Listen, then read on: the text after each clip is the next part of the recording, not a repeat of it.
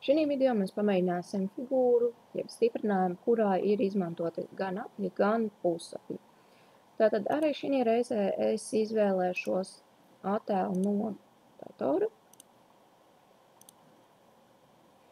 un noliksim to tepatās. Es to nedaudz palielināšu arī, bet šī reizē es nenoteikšu izmērus. Tad es izmantošu šo attēlu tikai un vienīgi kā vadlīnijas, kas man ir jāveido. Izveidoju jaunu skici un redzam, kā šeit ir noteikts izmērs uz vienu pusi, izmērs līdz šim te aplim un izmērs šiem te nopļojumiem.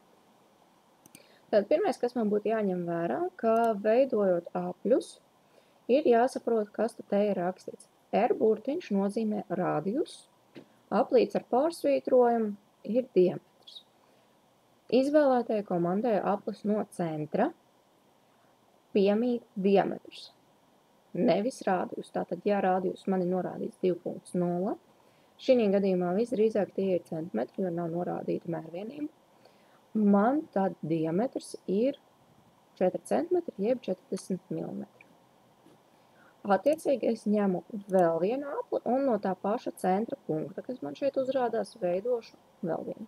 Tātad, ja rādījus ir 0,75, tad pilns izmērs ir 1,5 cm,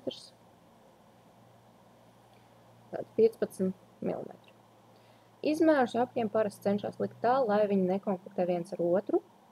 Tad ir nedaudz grūti reizēm lasīt, tāpēc, ka skaidri var uzrakstīties viens otram virsū. Uzlieku nedaudz vairāku sonu.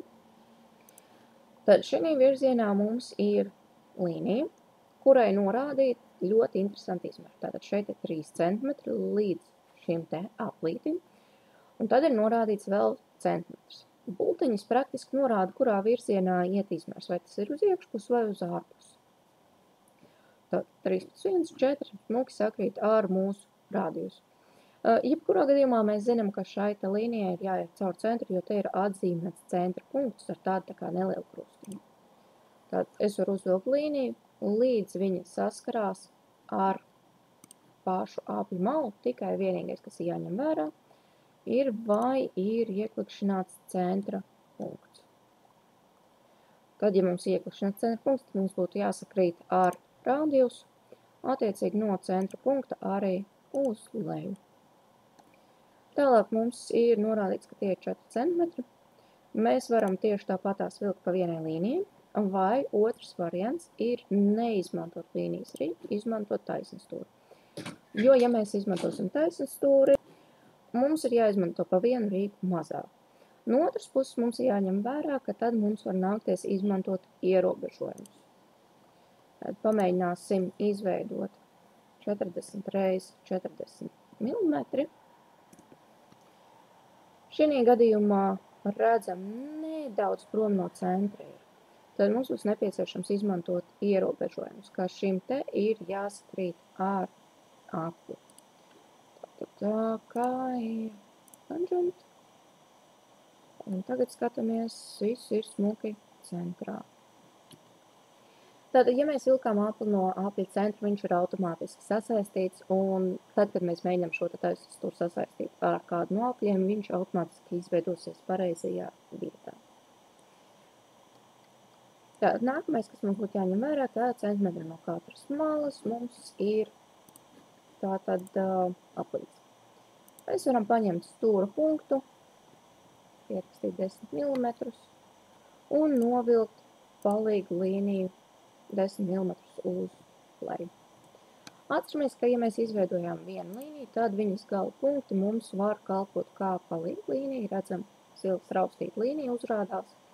Un pēc tās es varu novilkt līdz pat apakšējai malai peli, un tad, kad parādās zils krustiņš, tad noklikšinam un velkam uz augšu 10 mm.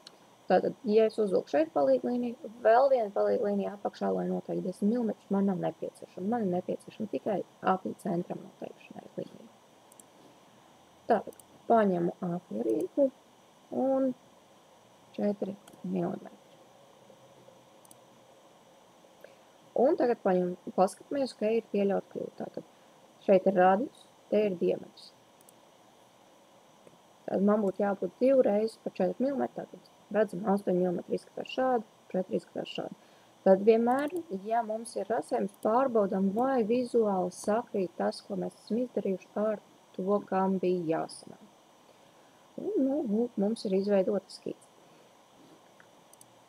Tad šī gadījumā mēs paņemam ekstrūdu rīku, izvēlamies visas virsmas, ko vēlamies, un pieņemam kādu biezumu, ko mēs varētu izveidot, lai būtu šis stiprinājums. Jo nav noteikti šī skicē kāds biezums, mēs vienkārši izveidojam, lai izveidos 3D figūru, un mēs varam pārbaudīt, ka caurums veidos pareizajās vietās.